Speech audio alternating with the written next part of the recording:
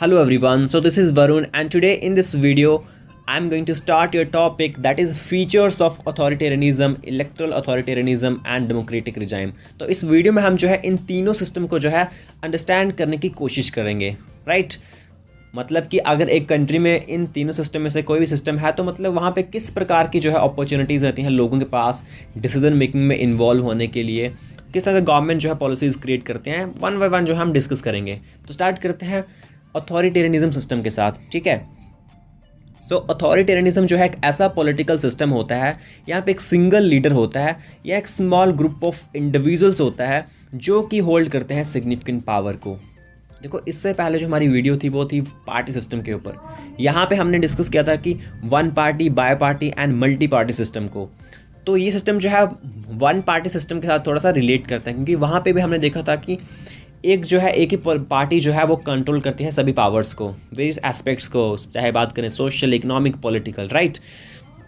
तो यहाँ पे भी वैसा ही है कि एक सिंगल लीडर या ग्रुप ऑफ इंडिविजुअल्स जो है वो सिग्निफिकेंट पावर को होल्ड करते हैं, ठीक है।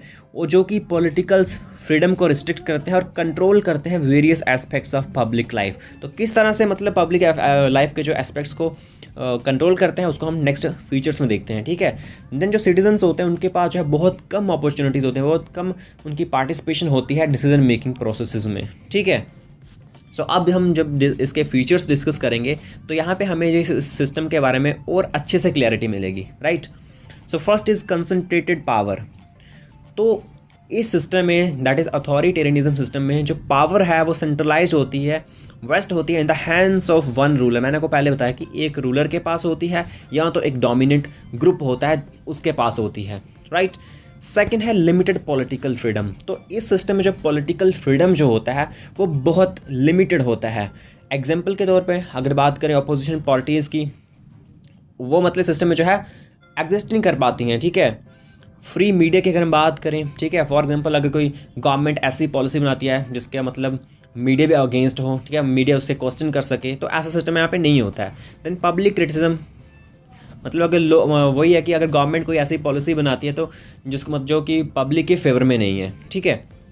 तो इस कॉन्टेक्स्ट में सिस्टम में जो है लोग जो है वो प्रोटेस्ट वगैरह उसका क्रिटिसाइज़ नहीं कर सकते हैं, क्योंकि अगर वो करते हैं तो उनको वो जो है स्टेट टेररिज्म की फॉर्म में आ जाते हैं, ठीक है। एग्जाम्पल के तौर पे बात करें, जैसे डेमोक्रेसी फॉर्म में क्या होता है, यहाँ पे मतलब गवर्नमेंट जो है कोई पॉलिसी बनाती है तो अगर पब्लिक के फेवर में नहीं है तो पब्लिक जो है प्रोटेस्ट करती है, राइट। लेकिन यहाँ पे इस अथॉरिटेरियन सिस्टम में ऐसा कुछ नहीं होता है। इन सभी चीज़ों को, दैट इज़ अपोजिशन पार्टीज़ को, फ्री मीडिया को एंड पब्लिक क्रिटिसिज्म को, सब कुछ जो है उसको सप्रेस किया जाता है, ठीक है। नेक्स्ट है कंट्रोल ओवर सोसाइटी। तो जो गवर्नमेंट है वो एक्सरसाइज करती है strong control over social, economic and political institutions, ठीक है। मतलब जो गवर्नमेंट है वो एक मतलब स्ट्रॉन्ग जो कंट्रोल है उसको होल्ड करती है हर एक एस्पेक्ट के ऊपर, चाहे बात करें socially, economic and political institutions के ऊपर, ठीक है। देखो, अब एग्जाम्पल से अगर हम यहाँ पे बात करें, सो एग्जाम्पल के तौर पे जैसा कि नॉर्थ कोरिया है, यहाँ पे किंग जोंग्स का जो रिजाइम चलता है, ठीक है। तो मतलब इस कंट्री में क्या कि जैसा कि फॉर एग्जाम्पल यहाँ पे पावर जो है वो नोबल फैमिलीज़ के में जो है ट्रांसफ़र होती है। जैसा कि जो किंग जोंग थे इनको इनसे जो है फादर से मिली पावर, दैन इनके जो सन होंगे मतलब हेरिडिटरी बेसिस पे जो है पावर ट्रांसफ़र हो रही है। दैन सऊदी अरेबिया की अगर हम बात करें तो वहाँ पर भी जो है एब्सोल्यूट मोनार्की है, ठीक है। तो वही है कि यहाँ पर जो पावर है मतलब नॉवल फैमिली के थ्रू जो है ट्रांसफ़र होती है, हेरिडिटरी फैक्टर के बेसिस पे जो है ट्रांसफ़र होती है पावर, ठीक है।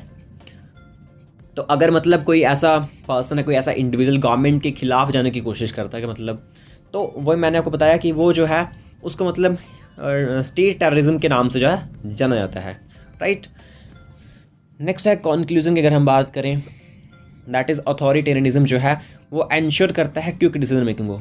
ऑब्वियसली देखो, ऐसे अगर मतलब डेमोक्रेटिक फॉर्म भी अगर हम बात करें, अगर हमने कोई डिसीजन बनाना हो तो मतलब हर एक मतलब पब्लिक हमें जो है राय लेनी पड़ती है कि जो पॉलिसी हम बना रहे हैं उनके फेवर में है या नहीं है, ठीक है, उनके व्यूज़ लेने पड़ते हैं। लेकिन इसमें क्या होता है कि गवर्नमेंट को अपने अकॉर्डिंग पॉलिसी बनानी, चाहे वो लोगों को अच्छी लगे या ना लगे, ठीक है, उस चीज़ से उनको कोई फ़र्क नहीं पड़ता है। तो दैट्स वाई डिसीजन मेकिंग जो है वो क्विकली होती है, जल्दी हो जाएगी, ठीक है। लेकिन जो इंडिविजुअल का जो फ्रीडम है वहाँ पे उसको रिस्ट्रिक्ट किया जाता है, जो डेमोक्रेटिक राइट्स हैं इंडिविजुअल्स के भी, उस चीज़ को यहाँ पे जो है सप्रेस या रिस्ट्रिक्ट किया जाता है, राइट। सो ये था अथॉरिटेरियन सिस्टम के बारे में। अब हम समझते हैं इलेक्टोरल अथॉरिटेरियनिज्म सिस्टम को, ठीक है। सो देखो यहाँ पे क्या होता है कि आपको नाम से यहाँ पे पता चल रहा है अथॉरिटेरियन सिस्टम क्या होता है, ये आपको पता चल गया, ठीक है। यहाँ पे इलेक्ट्रल लगा है, एक वर्ड जिसमें जो है ज्वाइन हुआ है, दैट इज इलेक्ट्रल। तो इलेक्ट्रल मीन्स कि यहाँ पे इलेक्शंस की बात होगी, ठीक है। तो किस प्रकार की यहाँ पे इलेक्शंस होंगी, अभी यहाँ पे देखते हैं। सो इलेक्ट्रल अथॉरिटेरियनिज्म जो है एक ऐसा पॉलिटिकल सिस्टम होता है, यहाँ पे जो इलेक्शंस हैं वो कंडक्ट होती हैं, लेकिन वो ना तो फ्री होती हैं ना ही फेयर होती हैं। समझ गए ना कॉन्सेप्ट को। मतलब कि एक ऐसा सिस्टम है यहाँ पे इलेक्शन जो है वो कंडक्ट करवाई जाती हैं। जो अथॉरिटेरियन सिस्टम था वहाँ पे इलेक्शंस नहीं होती थी, लेकिन यहाँ पे इलेक्ट्रल अथॉरिटेरियनिज्म क्या होता है कि इलेक्शंस होती हैं, लेकिन वो मतलब ना के बराबर ही होती हैं, ठीक है। ना वो फ्री होती हैं ना फेयर होती हैं, ठीक है। जो लीडर होते हैं वो मैनिपुलेट करते हैं लोगों को, ठीक है। जो रूलिंग पार्टी होती है, जो लीडर होते हैं वो मैनिपुलेट करते हैं इस पूरे प्रोसेस को अपनी पावर को मेंटेन करने के लिए, ठीक है। मतलब एथिकल वे में जो है इलेक्शंस जो है नहीं होती हैं। वाइल सम डेमोक्रेटिक एलिमेंट्स जो है एग्जिस्ट, मतलब कुछ देखो अगर यहाँ पे इलेक्शंस होते हैं तो इट मीन्स कि यहाँ पे कुछ डेमोक्रेटिक एलिमेंट्स जो है एग्जिस्ट करते हैं इस सिस्टम में, लेकिन जो सिस्टम है फंडामेंटली अगर हम बात करें टोटली जो है अथॉरिटेरियनिज्म ही है नेचर से, ठीक है। तो समझ गए। नेक्स्ट अब इसके कुछ की फीचर्स को देखते हैं ताकि कॉन्सेप्ट जो है और अच्छे से समझ आए। सो की फीचर्स की अगर हम बात करें, first is controlled elections.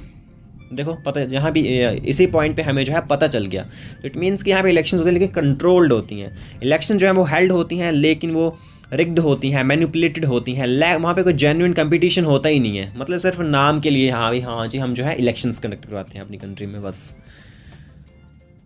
Right. Second है लिमिटेड ऑपोजिशन। देन यहाँ पे जो ऑपोजिशन पार्टीज़ हैं वो एग्जिस्ट कर सकती हैं, ठीक है। वहाँ पे हमने देखा कि उनको सप्रेस किया था, वहाँ पे मतलब एग्जिस्ट मतलब नहीं कर पाती है मोस्टली। तो इस सिस्टम में क्या होता है कि ये मतलब जो अपोजिशन पार्टीज़ हैं वो एग्जिस्ट कर सकती हैं, लेकिन वो रिस्ट्रिक्शंस को फेस करती हैं, ठीक है। हैरेसमेंट उनको फेस करने को मिलती है एंड सेंसरशिप फेस करती हैं, ठीक है। इट मीन्स कि जो उनकी मतलब जो उनके व्यूज़ हैं उनको जो लिमिटेड मतलब उनके पास जो है लिमिटेड अपॉर्चुनिटीज़ हैं, राइट। देन सेकेंड है मीडिया कंट्रोल।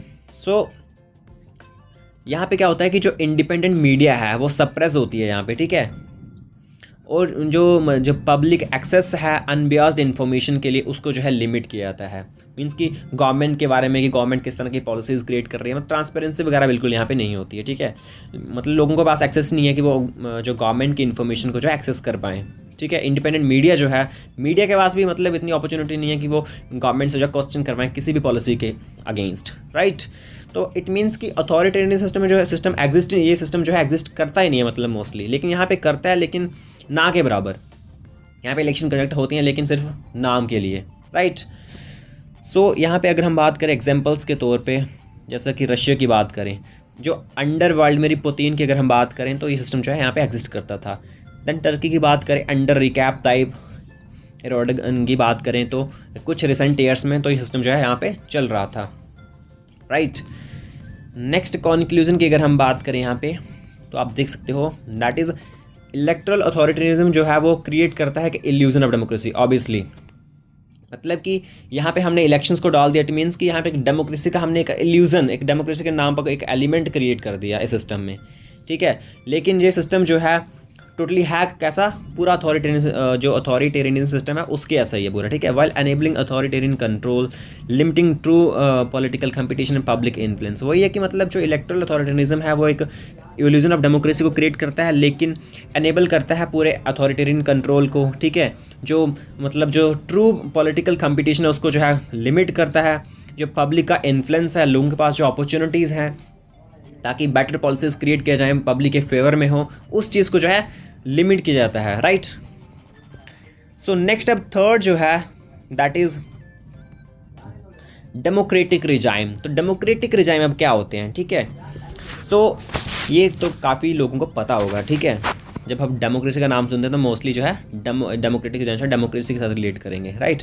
सो डेमोक्रेटिक रिजाइम जो है वो एक ऐसा सिस्टम है गवर्नमेंट का, यहाँ पे जो पावर है वो वेस्ट करेगी लोगों के हैंड में, ठीक है। यहाँ पे हमने दो सिस्टम को डिस्कस किया, अथॉरिटेरियनिज्म को, इलेक्ट्रल अथॉरिटेरियनिज्म को। यहाँ पे हमने कहीं नहीं देखा कि जो लोगों के पास पावर हो, लेकिन डेमोक्रेटिक जब हम बात करते हैं तो वहाँ पे इट मीन्स कि पावर जो होगी लोगों के हैंड में होगी। सो आइदर चाहे डायरेक्टली हो चाहे इनडायरेक्टली हो, ठीक है, चाहे उनके इलेक्टेड रिप्रेजेंटेटिव्स के थ्रू हो, लेकिन पावर जो है लोगों के हैंड में होगी, राइट। और ये जो डेमोक्रेटिक रिजाइम है वो इस चीज़ के ऊपर जोर देते हैं पॉलिटिकल इक्वालिटी हो, इंडिविजुअल को फ्रीडम हो, ठीक है, रूल ऑफ लॉ हो। इट मीन्स कि लॉज जो है वो इक्वली इंप्लीमेंट हो हर एक पर्सन के लिए। यहाँ पे वो ना देखा जाए कि कोई किसी किंग का सन है ना, और कोई किसी फार्मर का सन है, तो इस चीज़ को वहाँ पे नहीं डिस्क्रिमिनेशन जो है बिल्कुल नहीं किया जाएगा। लॉज जो है इक्वली इंप्लीमेंट होंगे हर एक पर्सन के लिए, और उनके पास पॉलिटिकल फ्रीडम होगा, उनके पास राइट होगा वोट करने के लिए। वो अपनी चॉइस के अकॉर्डिंग जो है किसी भी पार्टी को वोट कर सकते हैं, ठीक है। पॉलिटिकल इक्वालिटी मीन्स कि उनके पास हर एक पर्सन के पास राइट है वोट का, ठीक है। मतलब ऐसा नहीं है कि हम किसी को वोट का राइट देंगे, किसी को नहीं देंगे। उसके लिए ऑल्दो एक एलिजिबिलिटी क्राइटेरिया बनाया कि 18+ जिसकी एज होगी, ही और she can cast his her vote, right. Next है कुछ की फीचर्स, अब देखते हैं इसके। सो की फीचर्स में फर्स्ट पॉइंट है that is free and fair elections. तो इसमें क्या होता है डेमोक्रेटिक रिजाइम में, यहाँ पे इलेक्शन जो है सिर्फ एक नाम की इलेक्शंस नहीं होती हैं, फ्री एंड फेयर इलेक्शंस होती हैं, एथिकल वे में होती हैं, ठीक है। सिटीजन जो है उनके पास राइट होता है कि अपने वो लीडर को चूज़ करें अपनी चॉइस के थ्रू, ठीक है, ट्रांसपेरेंट इलेक्टोरल प्रोसेसेस के थ्रू, राइट। नेक्स्ट है रूल ऑफ लॉ। वही है कि जो लॉ है वो इक्वली इंप्लीमेंट होते हैं, अप्लाई होते हैं सभी इंडिविजुअल्स के लिए, ठीक है, इंक्लूडिंग चाहे वो गवर्नमेंट ऑफिशियल मीन्स कि अगर कोई पर्सन जो है वो गवर्नमेंट ऑफिशियल है, ठीक है, उसका बहुत मनी है, ऐसा नहीं है कि उसके ऊपर जो है लॉ कोई अगर वो कोई क्राइम करता है तो उसके ऊपर जो है बिल्कुल इन्वेस्टिगेशन की नहीं जाएगी, ऑब्वियसली की जाएगी। लॉज जो है वो सभी के लिए इक्वली इंप्लीमेंट होगा, राइट। नेक्स्ट है प्रोटेक्शन ऑफ राइट्स। सो इस सिस्टम में जो है इंडिविजुअल्स की राइट्स को जो है प्रोटेक्ट किया जाता है। फंडामेंटल राइट्स की अगर हम बात करें, ठीक है, जैसे फ्रीडम ऑफ स्पीच है हमारे पास, एक्सप्रेशन है, असेंबली है, ठीक है, जो कि सेफ गार्ड होते हैं सिस्टम में, डेमोक्रेटिक सिस्टम के अंदर, राइट। देन है कुछ एग्जांपल्स अगर हम देखें यहाँ पे। सो एग्जांपल्स के तौर पे जैसे कि इंडिया की बात करें, ठीक है, तो यहाँ पे क्या है, पार्लियामेंट्री डेमोक्रेसी है, ठीक है। इट मीन्स कि लोगों के पास जो है अपॉर्चुनिटी है, ठीक है, पॉलिटिकल इक्वालिटी है लोगों के पास, रूल ऑफ लॉ यहाँ पे इंप्लीमेंट होता है, ठीक है, हर एक पर्सन के ऊपर लॉ जो है इक्वली इंप्लीमेंट होते हैं। एंड हर एक पर्सन जिसकी एज जो है 18 अबव है वो अपने वोट को कास्ट कर सकता है, ठीक है, हर एक पर्सन को राइट है, राइट टू वोट, है ना। देन अगर बात करें यूनाइटेड स्टेट्स की, तो यहाँ पे भी जो है प्रेसिडेंशियल डेमोक्रेसी है, मीन्स कि यहाँ पे प्रेसिडेंट जो है मेन हेड होता है। लेकिन यहाँ पे भी क्या हो, जो लोगों के राइट्स हैं, ठीक है, फ्रीडम ऑफ स्पीच, एक्सप्रेशन जो है इंडिया के कॉन्टेक्स्ट में भी, है ना, ये प्रोटेक्ट किए जाते हैं, ठीक है। इनके जो डेमोक्रेटिक राइट्स जो हैं उनको जो है प्रोटेक्ट किया जाता है इस कॉन्टेक्स्ट में।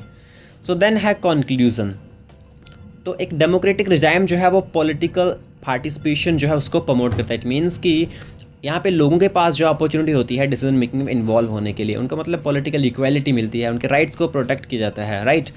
देन जो वही है कि इंडिविजुअल्स के राइट्स जो है उनको प्रोटेक्ट किया जाता है, और यहाँ पे सोशल पॉलिटिकल स्टेबिलिटी डेवलप होती है इस डेमोक्रेटिक रिजाइम सिस्टम के अंडर, राइट। सो गाइस, ये था आज का वीडियो इन तीन पॉलिटिकल सिस्टम के ऊपर, ठीक है। आई होप आपको इस वीडियो से हेल्प मिली होगी।